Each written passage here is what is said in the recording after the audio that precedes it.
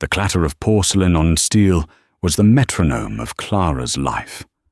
For 10 hours a day, 6 days a week, she moved through the controlled chaos of the Gilded Spoon, a restaurant that prided itself on being just exclusive enough to feel important, but not so stuffy as to scare away the new money tech crowd. She was a phantom in a crisp black uniform, her movements economical, her smile a practiced, neutral thing. At 22, she had the quiet efficiency of someone twice her age, a stillness born not of peace, but of a constant, humming anxiety. Behind her calm, hazel eyes, a storm of numbers raged. Leo's pending cardiology consultation, $4,500 out of pocket. The rent on their cramped Queen's apartment, 3 days late. The mountain of her abandoned community college tuition debt.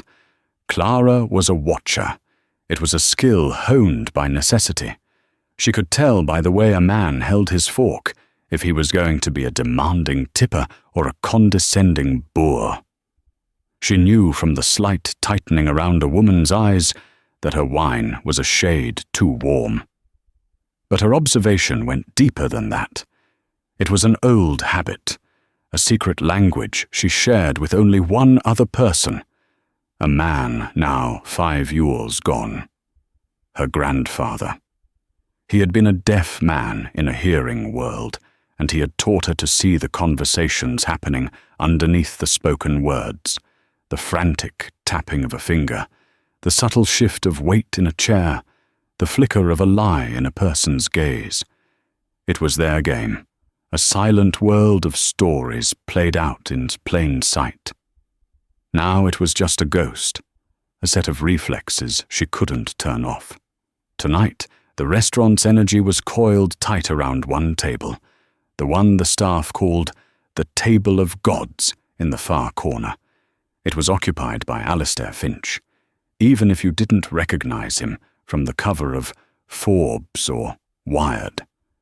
You felt his presence. He was a man who seemed to generate his own gravity, pulling the light and air and attention of the room toward him. He had built a tech empire, Finch Aeronautics, on a revolutionary drone guidance system, and in doing so had become one of the youngest and most reclusive billionaires in the country. With him were 2 others, Gregory Shaw, his perpetually smiling, reptilian chief operating officer, and a woman with severe glasses and a skeptical frown, Dr. Eris Thorne, a renowned expert in artificial intelligence and machine learning. Clara was refilling their water glasses, her movements as silent as a prayer, when the argument, simmering for the past hour, finally boiled over.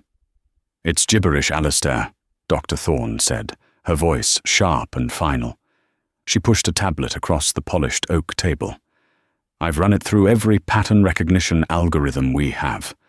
There's no syntax, no discernible grammar. It's random gestures. Perhaps a nervous tick." On the screen, a black and white video played on a loop.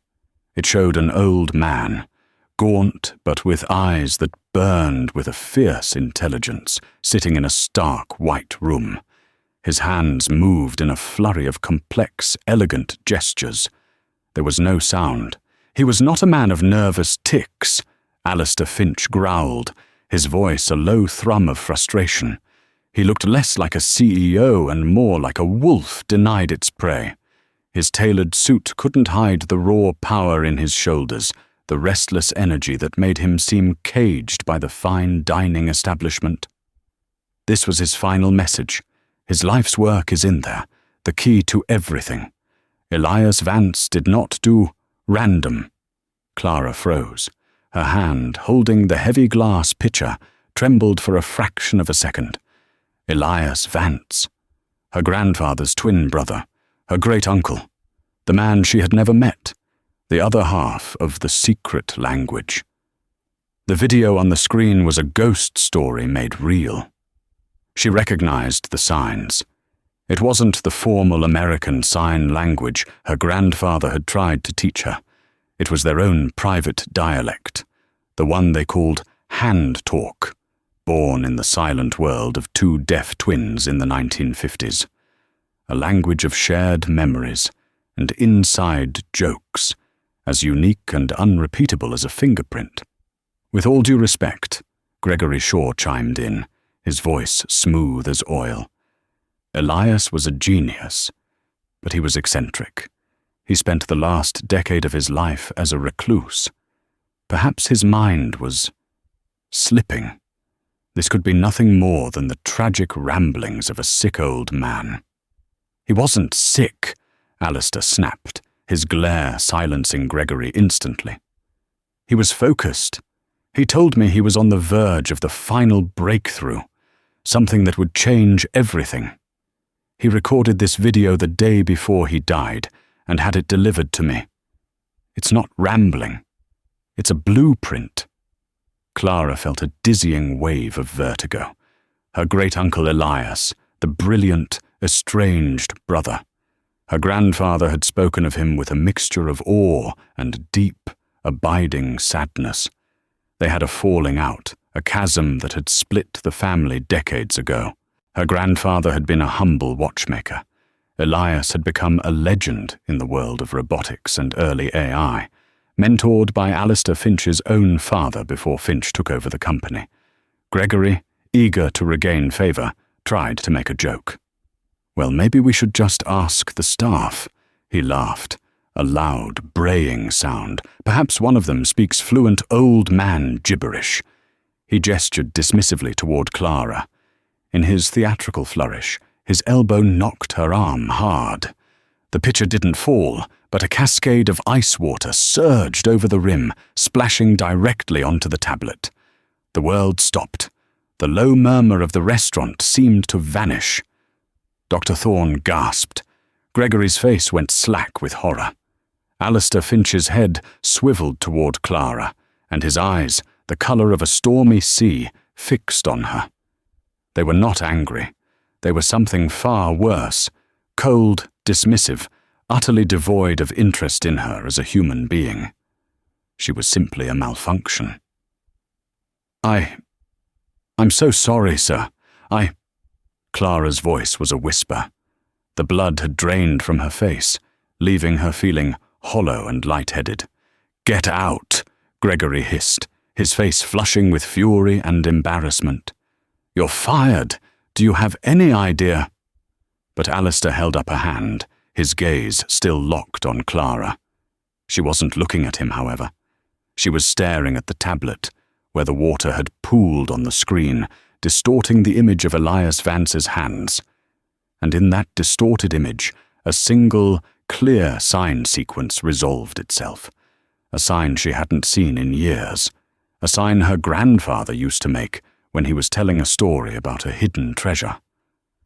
An involuntary whisper escaped her lips, a breath of memory. "The river doesn't flow to the sea. It flows to the heart of the mountain." The silence at the table was no longer just quiet. It was absolute. It had weight and texture. Gregory snorted. "What did you just say?" Alistair Finch's expression shifted. The cold dismissal was gone, replaced by a sudden, sharp, predatory stillness. He leaned forward, his eyes narrowing, truly seeing her for the first time. Not as a waitress, not as a functionary, but as an anomaly. "Say that again," he commanded. His voice was quiet, but it carried the unquestionable authority of a man who owned the world. Clara's training, her shyness, her fear, it all screamed at her to apologize, to back away, to disappear. But the sight of her great-uncle's hands, the echo of her grandfather's voice in her memory, sparked a tiny, cold ember of defiance. This wasn't just a video. This was family. This was her language. "He said," she repeated, her voice gaining a sliver of strength, "the river doesn't flow to the sea. It flows to the heart of the mountain. It's a parable, a story he used to tell." Alistair's stare was so intense, it felt physical. Dr. Thorne had taken off her glasses and was polishing them with a napkin, her skepticism warring with a new, dawning curiosity. Gregory, however, saw his chance to reassert his dominance. He laughed, that same ugly, braying sound. "Oh, for God's sake, Alistair, are we really going to listen to this? A waitress who spilled water on your priceless prototype now claims to be a mystic? What's next? She'll read your tea leaves." He turned to Clara, his face a mask of condescending amusement. "You think you can understand that? Did you take a weekend course in charades?" The ember of defiance flared. The mockery wasn't just directed at her, it was a dismissal of her grandfather, of the silent, beautiful world he had built for them. "It's not charades," she said, her voice clear and steady, cutting through his laughter. "It's a conceptual sign system. The sign for river isn't just about water, it's about the flow of data. C is the network, the cloud. He's not talking about geology. He's saying the data stream isn't meant for the public network. It's meant for a closed system, a core, the heart of the mountain." The table was silent again. David Chen's pen slipped from his fingers. Marcus's smile froze and slowly evaporated. Dr. Thorne's mouth was slightly agape. She understood the terminology. Data stream, closed system, core. Alistair Finch leaned back in his chair. A slow, dangerous smile spread across his face. It was not a kind smile. It was the smile of a man who had been searching for a key in a world of locked doors and had just watched a ghost walk through a wall. He had no idea if she was right, but he knew she believed she was, and she spoke with a certainty that his billion-dollar algorithms and world-renowned experts lacked. Well, he said, his voice a low purr. "A prodigy in our midst, hiding in plain sight, serving breadsticks." He laughed, a short, sharp bark that made a nearby table flinch. "All right, prodigy, let's play a game." He tapped the tablet, rewinding the video to the very beginning. "You're so clever. You translate this, the whole thing, 5 minutes of it. Right here, right now. You do it and I'll give you $10 million. He leaned in, his voice dropping to a conspiratorial whisper that was both a promise and a threat. "But if you're wrong, if this is some lucky guess and you're wasting my time with your fortune cookie philosophy, you're not just fired. I will personally buy this restaurant and have it bulldozed.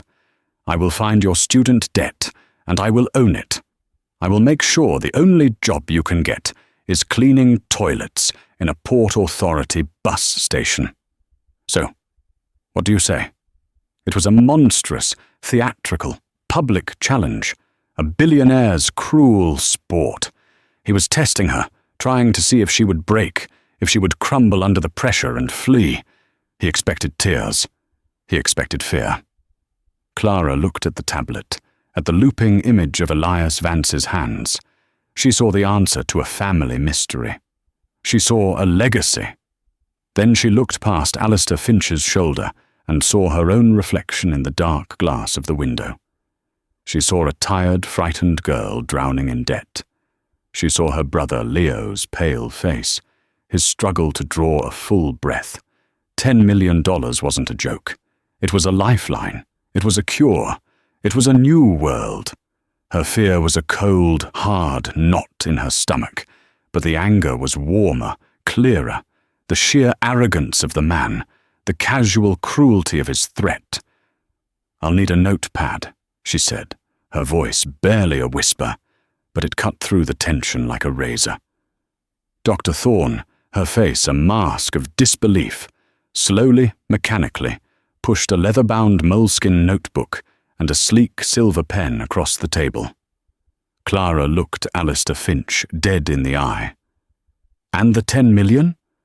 I assume you'll want to put that in an email to your lawyer." Alistair Finch's laugh boomed through the restaurant. He looked at Gregory, whose jaw was hanging open. "She's got nerve, Gregory. I'll give her that." He pulled out his phone, his thumbs moving with practiced speed. A second later, Clara's own phone, a cheap model with a cracked screen, buzzed in her apron pocket. An email from a legal firm she'd never heard of, confirming a verbal agreement. He slid the tablet in front of her. "The stage is yours, prodigy," he said, his smile vanishing, replaced by an expression of pure, undivided focus. "Silence me." The world outside the table ceased to exist. The ambient noise of the gilded spoon, the scent of seared scallops and expensive perfume, the curious glances from other diners, it all faded into a muted, grey backdrop. For Clara, there was only the glowing screen, the silent dance of her great-uncle's hands, and the rhythm of a language she hadn't spoken in 5 years. Her shyness, a constant companion that usually felt like a shroud, did not disappear. Instead, it sharpened, transformed into the same tunnel vision focus she'd had as a child sitting on the floor of her grandfather's workshop, watching him piece together the intricate gears of a watch.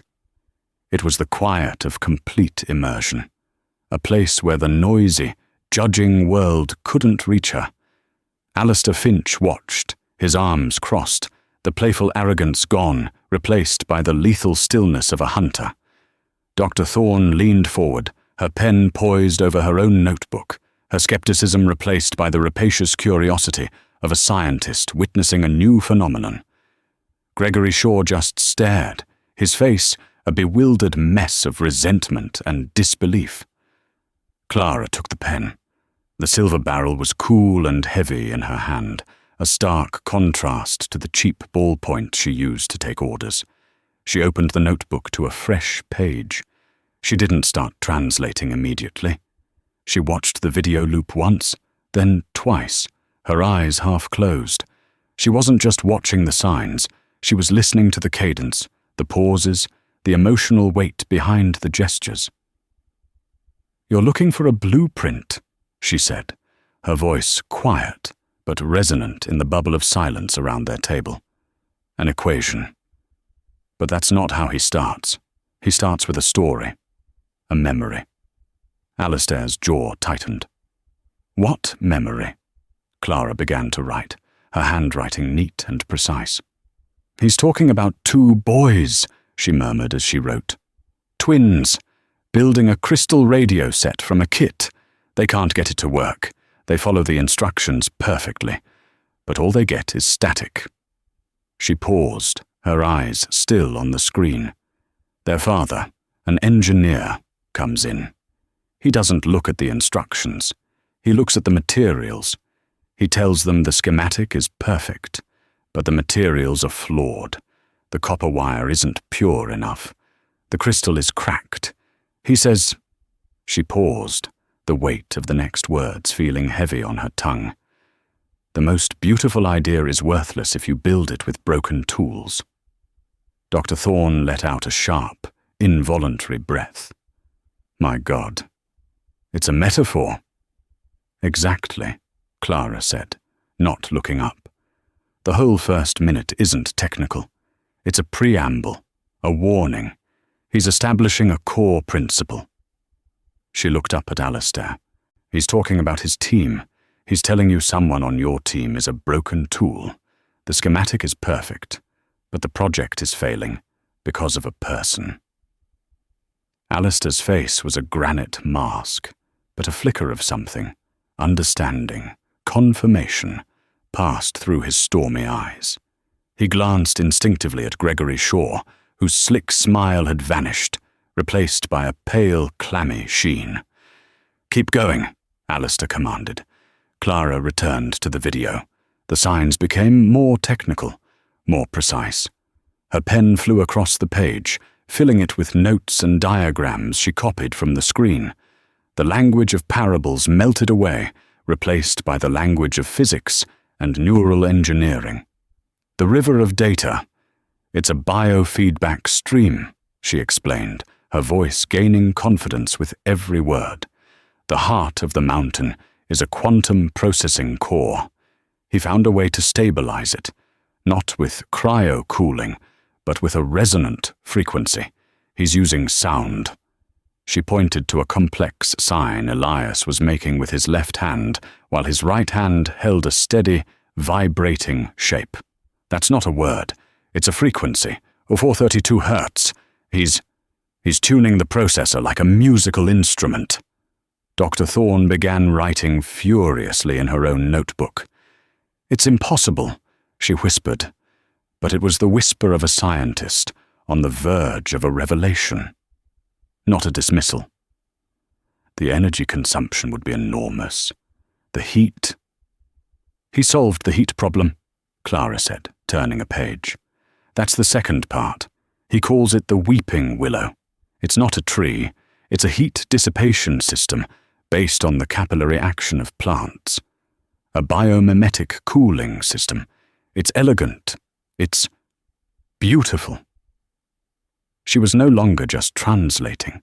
She was communing with a mind she had never met, a mind that felt as familiar as her own. She could feel his excitement, his frustration, his genius. And then she reached the final 30 seconds of the 5-minute segment. Elias's hands slowed. The signs became personal again, the way they did when her grandfather spoke of things that truly mattered. Clara's pen stopped. She drew a sharp breath. "What?" Alistair demanded, leaning so far forward he was almost out of his chair. "What is it?" Clara looked up from the notebook. Her face was pale. The professional calm had shattered, replaced by a look of profound, heart-stopping shock. "This isn't just a blueprint for a machine," she whispered. "It's a key. A neural interface." She looked directly at Alistair, her eyes wide. "He's not just building a computer. He built a bridge, a way to translate thought directly into digital data. Without a keyboard, without a screen, he created a way to speak to machines with your mind."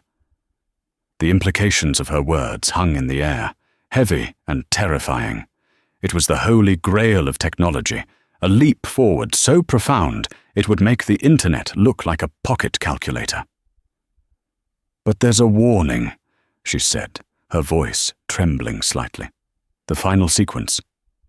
She wrote the last few lines in her notebook. He says, "The door opens both ways. The mind can command the machine, but the machine can also command the mind. He's afraid of it. He says he built a cage for it, a fail-safe, and he gave the key to the only person he ever trusted." She looked up at Alistair, her expression filled with a dawning, horrifying realization. "He didn't send you the blueprint, Mr. Finch. He sent you a warning, and he sent you a lock. The key, he says the key is with the watchmaker's daughter." The silence stretched, taut and fragile. "My mother," Clara whispered, the words tasting like ash in her mouth. "My mother is the watchmaker's daughter. He's talking about me." It couldn't be a coincidence. It was impossible. Her great-uncle had created a revolutionary technology, and the final, crucial piece of it, the fail-safe, was somehow connected to her, the broke waitress serving coffee in a second-tier restaurant. Alistair Finch stared at her, his face unreadable. The 9-figure calculation he was doing behind his eyes was a palpable force. He saw the notebook filled with her writing. He saw the terror and understanding in her eyes. He saw the impossible connection that had just fallen into his lap. He looked at Gregory Shaw, whose face was a mask of pure, undisguised greed. He looked at Dr. Thorne, who was staring at Clara as if she were a religious artifact. Slowly, deliberately, Alistair reached across the table and closed Clara's notebook. He slid it, along with her pen, into the inner pocket of his suit jacket. "Gregory," he said, his voice dropping back into that chillingly neutral tone of command. "Pay the bill. For the entire restaurant.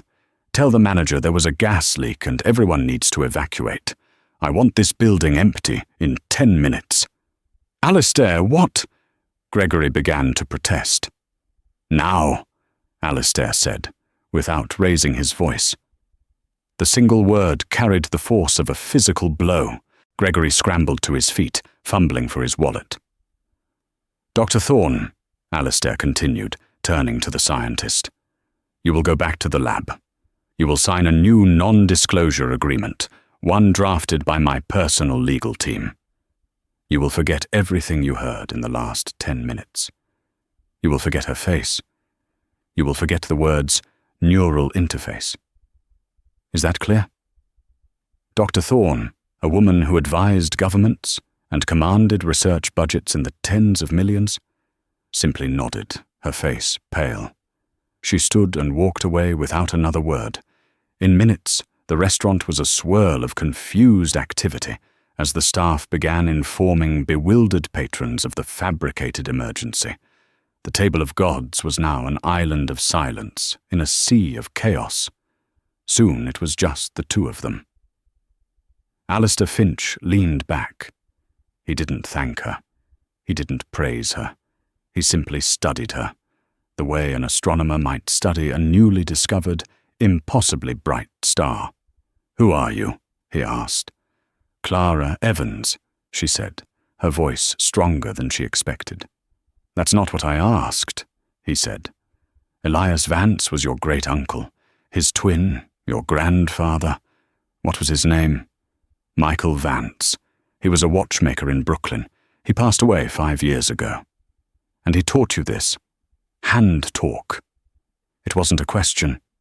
It was our game," she said softly. "Our secret."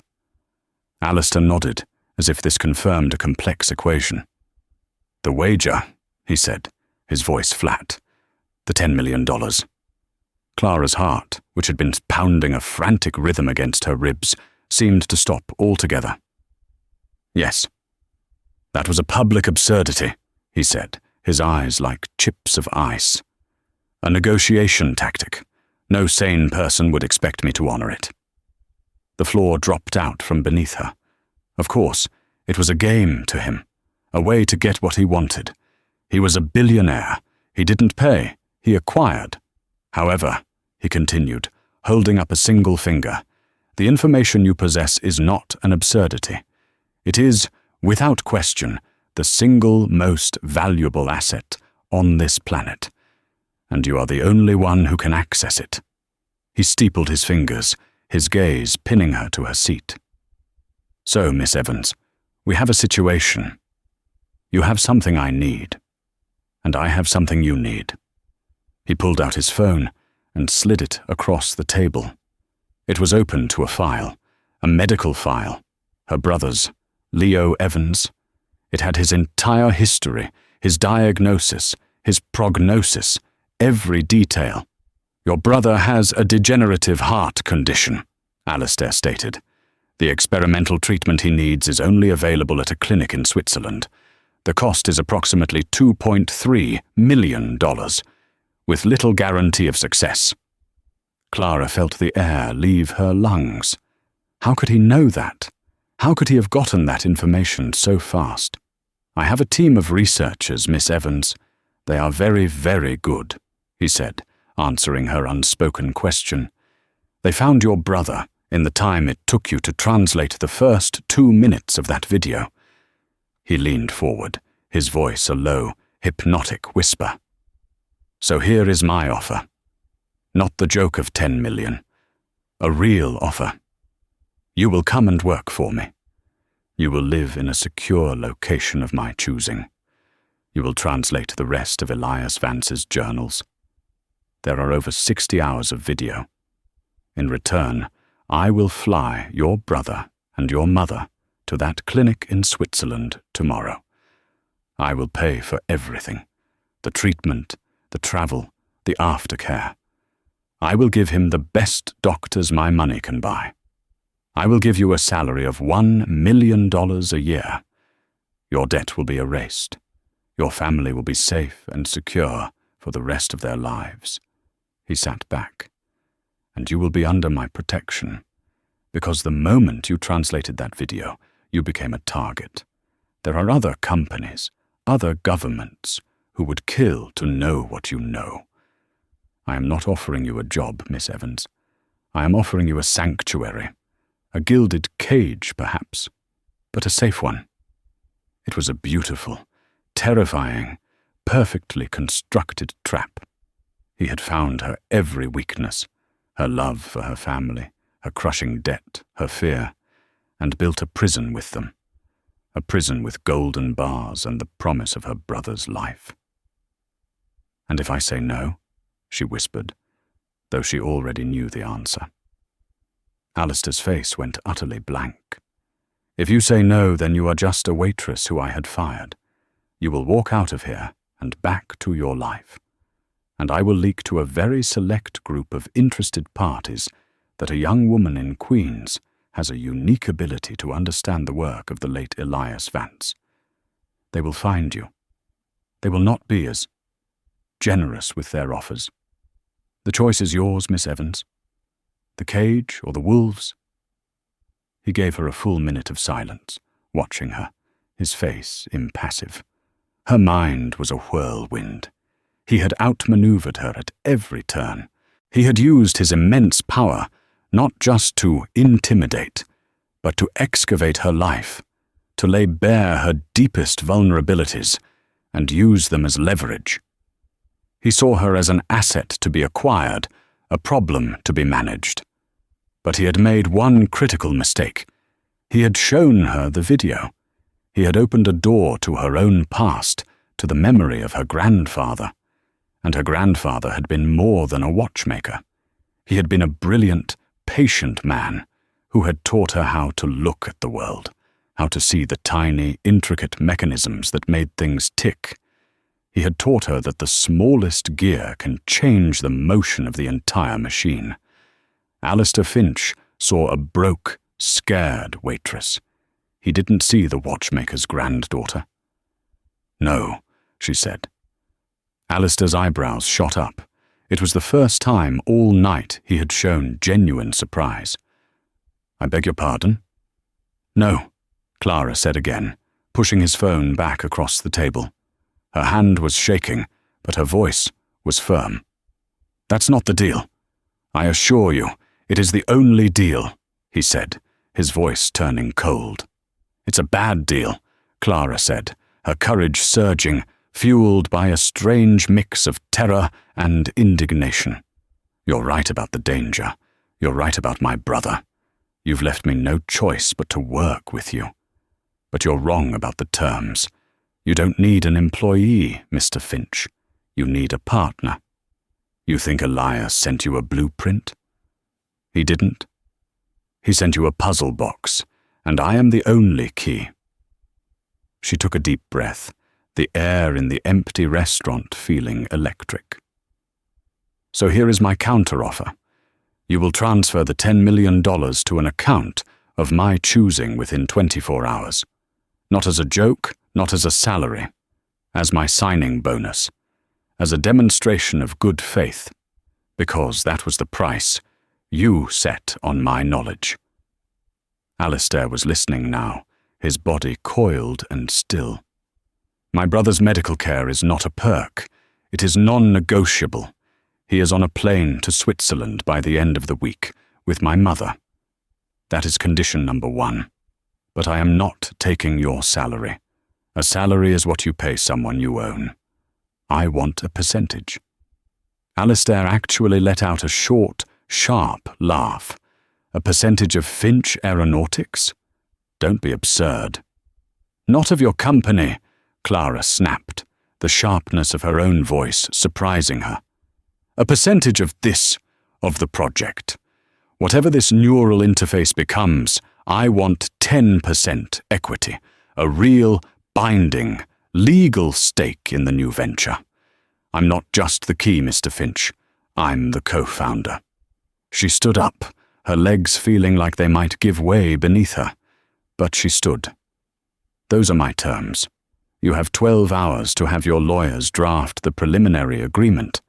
I'm sure your very good researchers can find my email address." She turned to walk away. "This is foolish," he called after her, his voice echoing in the cavernous room. "You're overplaying your hand, Miss Evans.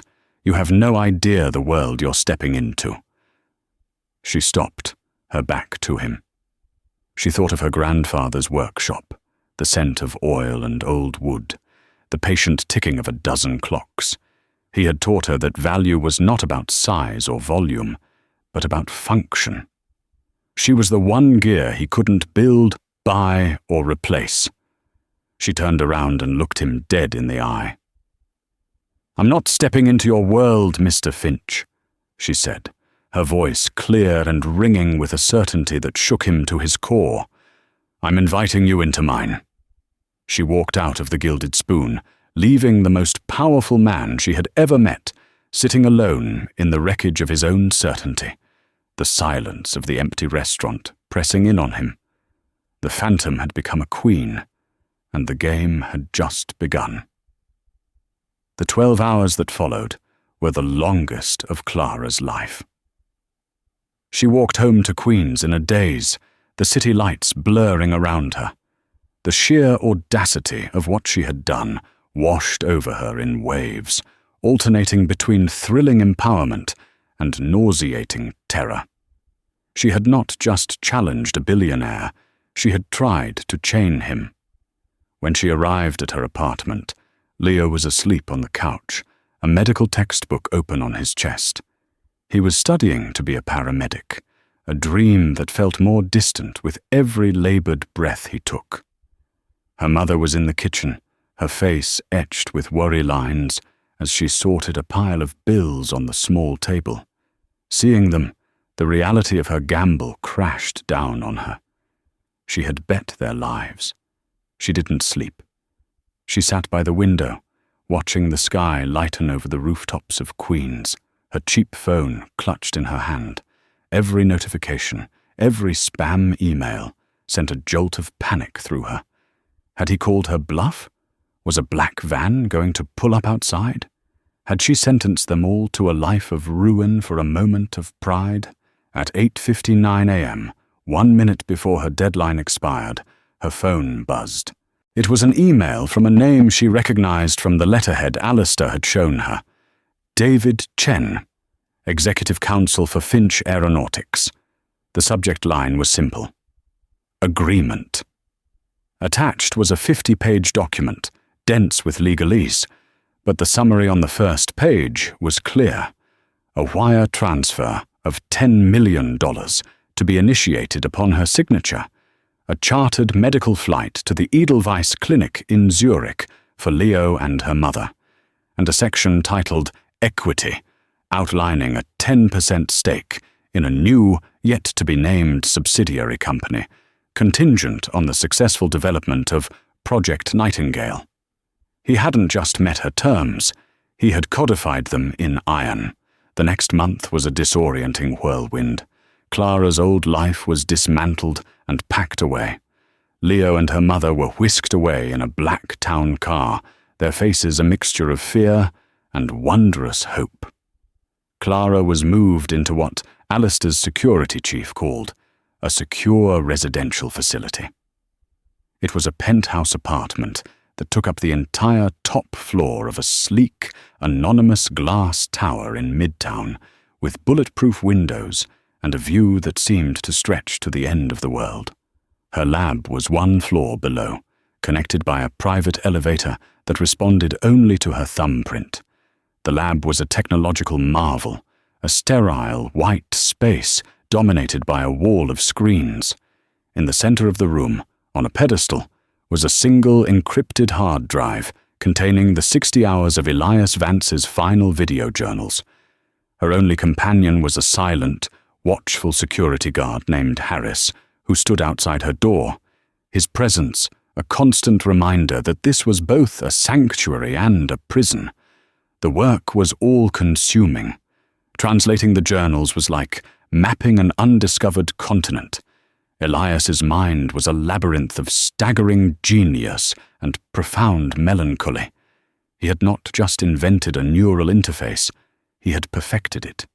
He'd built a working prototype, a sleek silver circlet he called the Midas Crown.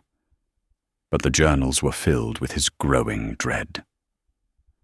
"I wanted to give humanity the language of the gods," she translated one night, the word sending a chill down her spine.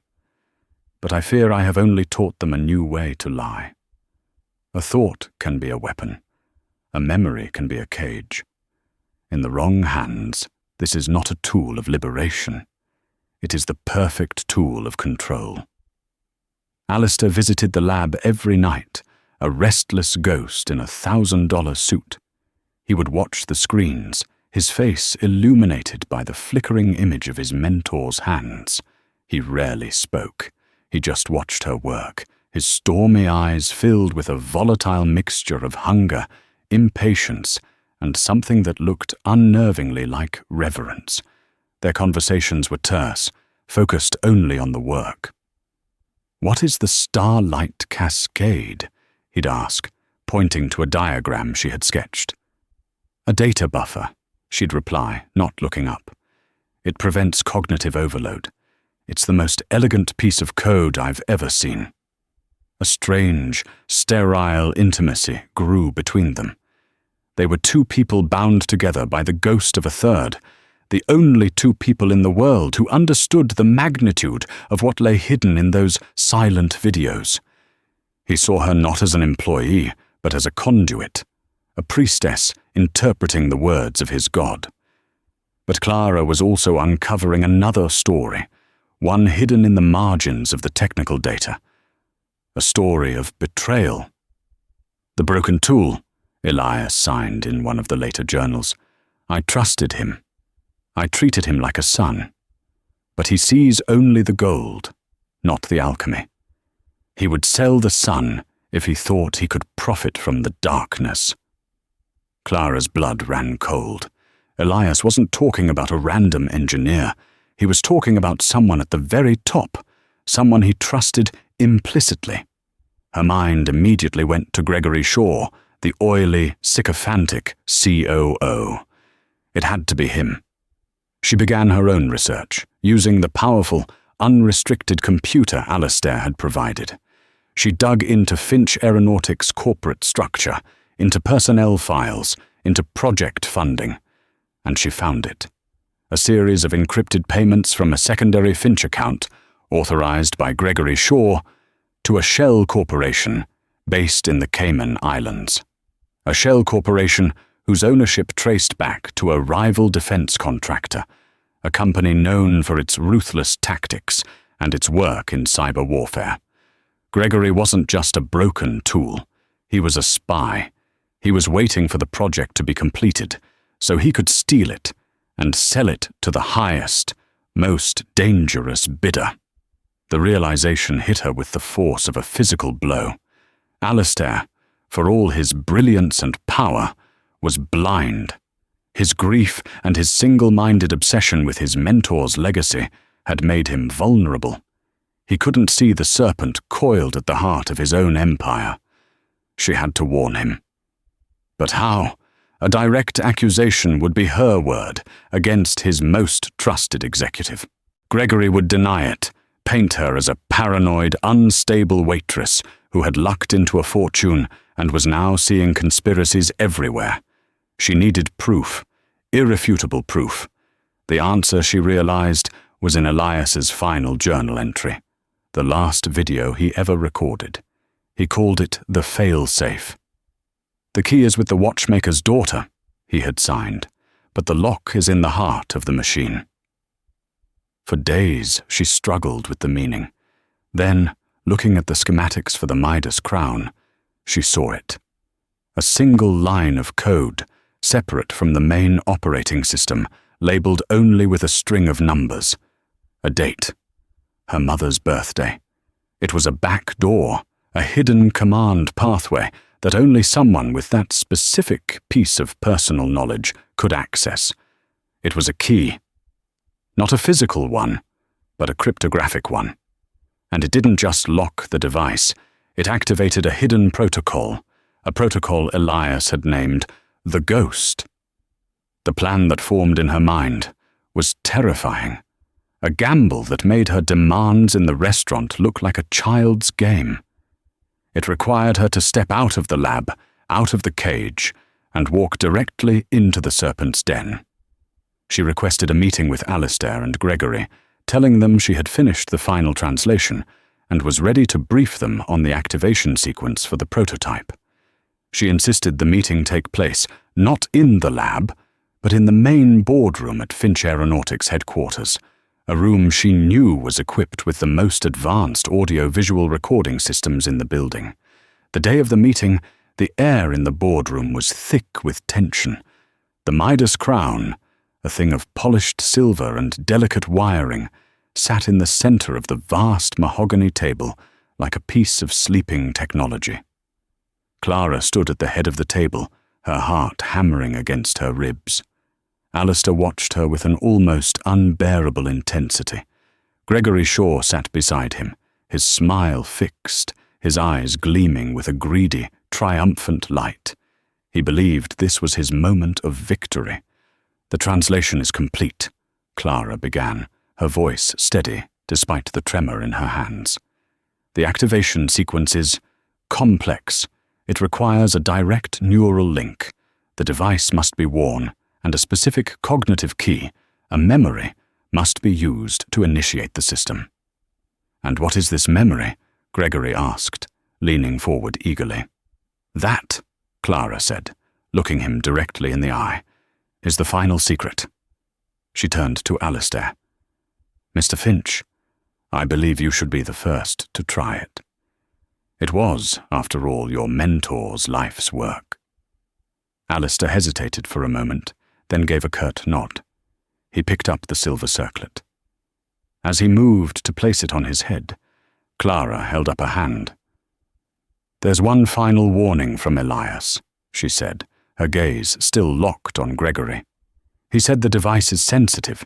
It amplifies not just conscious thought, but subconscious intent.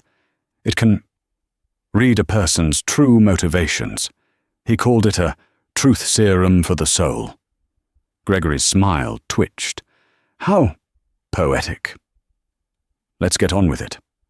Alistair placed the crown on his head. On the large screen behind Clara, a complex wave of light began to pulse, indicating the device was scanning his neural patterns. "Now," Clara said, her voice dropping, "the cognitive key." Elias said it was a memory of profound trust. A moment when you placed your complete faith in someone. Alistair closed his eyes. The light on the screen swirled, then resolved into a soft, steady blue glow. "It's remarkable," he whispered. "I can feel everything. The network, the data streams." "Excellent," Gregory said, rubbing his hands together. "The first phase is a success." He stood up, a small, remote-like device appearing in his hand. "And that is as far as you go, Alistair." Alistair's eyes snapped open. "Gregory, what is this?" "This," Gregory said, his voice shedding its oily smoothness and taking on a hard metallic edge, "is a hostile takeover. Elias was a sentimental old fool. He wanted to change the world. I just want to own it." He pressed a button on the remote. The boardroom doors hissed shut and locked. The lights dimmed. "The device you're wearing is now slaved to my terminal. I have the schematics. I have the activation key. And in about 5 minutes, when my buyers confirm the data transfer, the device will deliver a fatal neurological pulse. A tragic accident. The brilliant Alistair Finch, killed by his mentor's own flawed masterpiece." Alistair tried to pull the crown from his head, but his hands froze in mid-air. A look of confusion and horror spread across his face. I can't move." "Of course not," Gregory sneered. "The door opens both ways, remember? The machine can command the mind, and I command the machine." He looked at Clara, a look of triumphant pity on his face. "And you, the little waitress. You were a magnificent, unexpected gift. You gave me everything. Don't worry, I'll make sure your brother's medical bills are paid, a small price for $1 trillion technology." Clara didn't look scared. She didn't look panicked. She simply looked at him, her expression one of cold, quiet disappointment. "You're right about one thing, Gregory," she said, her voice echoing in the silent room. Elias was a sentimental man. He believed in trust. He believed in loyalty. He also believed in fail-safes. She looked up at the main screen, at the steady blue glow of Alistair's neural pattern. "You think you're in control of the Midas crown, but you've only accessed the operating system. You don't have the administrative password." "What are you talking about?" Gregory snapped. "I told you," Clara said, her voice rising with power. "The key is with the watchmaker's daughter, and the lock is in the heart of the machine." She closed her eyes. "My mother's birthday. May 12th, 1968. On the screen, the blue light flickered, then turned a brilliant, burning gold. A new line of text appeared below the light wave. "Ghost protocol, activated." Gregory stared, his face draining of color. What is that?" "That," Clara said, opening her eyes, "is my great-uncle's final gift. It's a dead man's switch. And it's not connected to your terminal, Gregory. It's connected to every single server in this building. It's connected to the SEC, the Department of Defense, and a dozen news outlets. It's a data dump, and it just sent them everything. Your encrypted emails, your offshore bank accounts, the audio and video recording of this entire meeting." Gregory lunged for the console on the table, but it was too late. On the screen, windows began to pop open, showing file transfer confirmations. "And one more thing," Clara said, as Alistair slowly, miraculously, began to lower his hands, his movements his own again. "The truth serum for the soul? That wasn't a metaphor. The Crown has been recording your raw, unfiltered cognitive and emotional intent since the moment you walked into this room. It didn't just record what you said, it recorded what you meant. The buyers you're selling to aren't just getting the schematics, they're getting a complete psychological profile of your treachery. I doubt they'll appreciate your plan to double-cross them too." Gregory Shaw stood frozen, his face a mask of utter ruin. The sound of sirens began to wail in the distance, growing closer. He had been so focused on stealing the machine, he had never once considered that the machine could steal him right back. The aftermath was not a clean, simple victory. It was a messy, complex, and exhausting process. Gregory Shaw was taken into federal custody, but his betrayal had sent shock waves through Finch Aeronautics. The board of directors was in chaos. Government agencies descended, classifying Project Nightingale at the highest level of national security.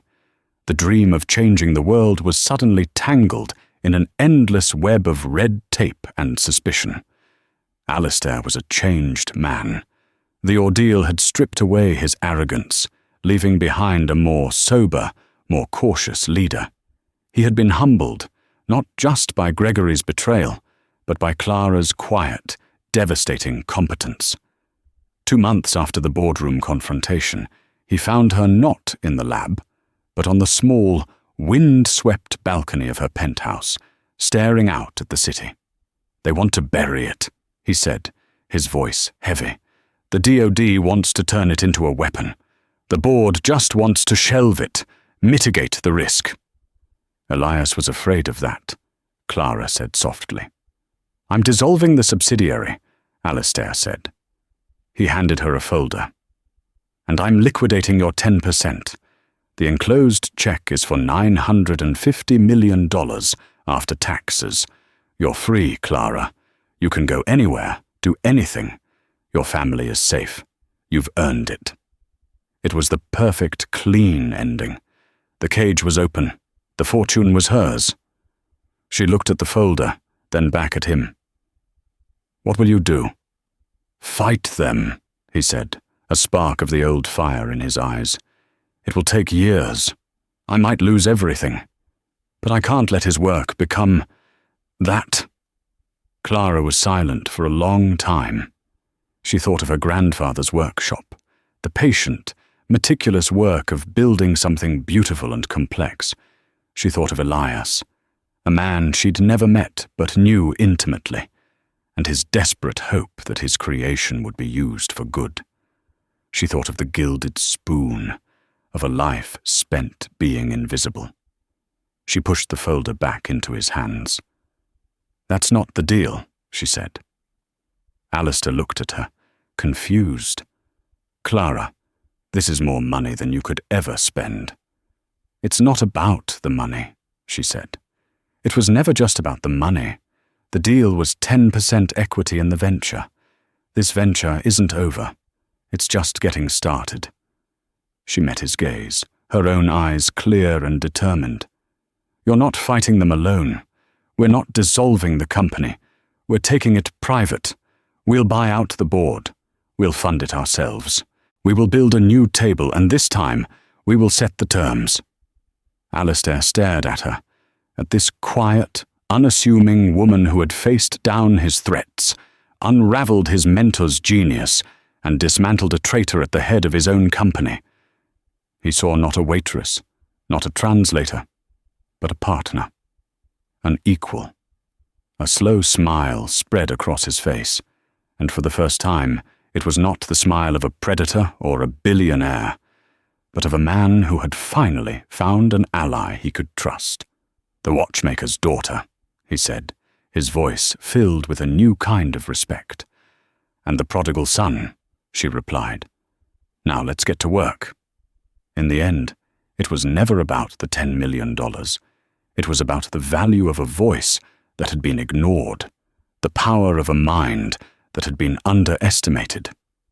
Clara Evans began her journey serving the powerful, and ended it by teaching them the true meaning of strength. She had not just translated a language, she had rewritten her own destiny, proving that the quietest person in the room is often the one with the most important thing to say.